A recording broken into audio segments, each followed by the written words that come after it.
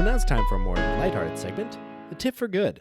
So Nathan, why do we do tips for good every week? Well, Michael, we do tips for good, well, some weeks, because come a little bit closer. Mm-hmm. You're my kind of man.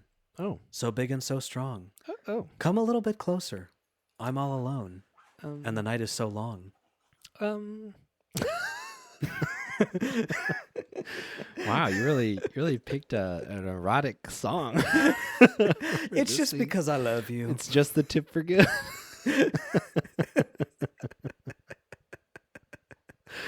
Yes. And Let's take this off air. Yeah. And you know what? You know what, Michael? The reason why I'm saying all of this about you is because, Michael, I strongly believe that you, my friend, make the world a better place. Oh, that is so nice to hear. People don't say that to me enough. But you know what else makes the world a better place, Nathan? What is that? What's that? Tips. Tips make the world a better place. That is true. Yes. Damn it. We should just skip right to that next time. We should just Why are we messing around with these like song lyrics and go right to the tip for good? Just the tip. Just the tip. Not the eroticism, just the tip. Exactly. So Nathan, what is our tip for good this week? Well, Michael, our tip for good this week is know the difference between advocacy and virtue signaling. Mm-hmm. So let's understand what virtue signaling is. Virtue signaling is saying something often political, not with the intention of trying to make changes for people, but with the intention of demonstrating to people that you hold the correct view. Mm-hmm. All right? Yeah. The difficult thing is that oftentimes the exact same statement can be virtue signaling or advocacy based on the intention of the person who said it.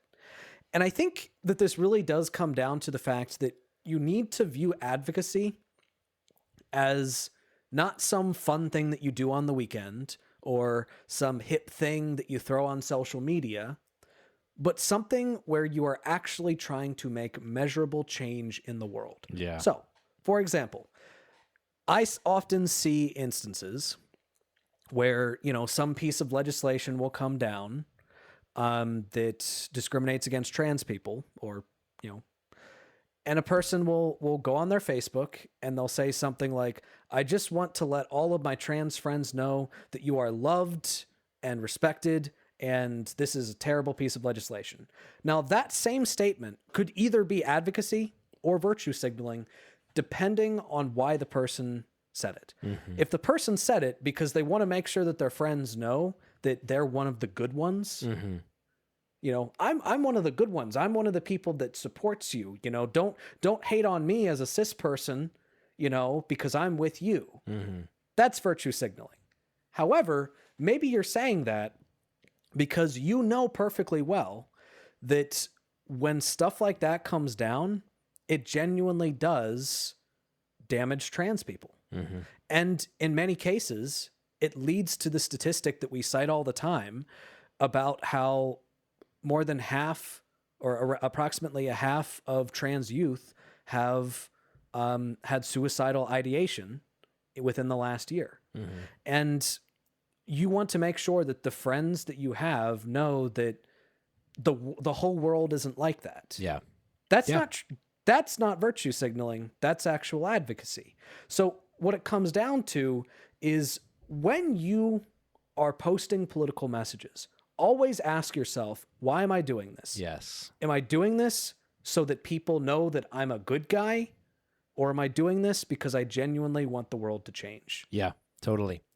And I think that's why this tip is mostly about our self-awareness and self-policing. Like it really isn't something that's like go out there and try to, suss out all the people that are virtue signaling. Yeah, no, not at all. Because that's not useful. It's not effective, and it's not how you build movements, and it's not how you make change.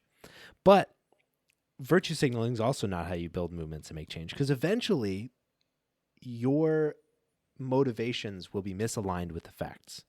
You won't have the information. You won't have the awareness. You won't be doing the work to do the right thing. I mean, we've all, honestly, I've been there. I'm sure we've all been there where we're like trying to do the right thing. We're trying to like make it clear that like we're not like that or something like that. And we step in it. Yep. We'd fuck up because that motivation is somewhat corrupting. And so if we take the work seriously and take the information that we need to gather seriously and take the intellectually challenging work of examining these concepts and ideas seriously, we'll be much more equipped to do things accurately and well. But the only people that can do that for ourselves is ourselves. And that's Tips for Good.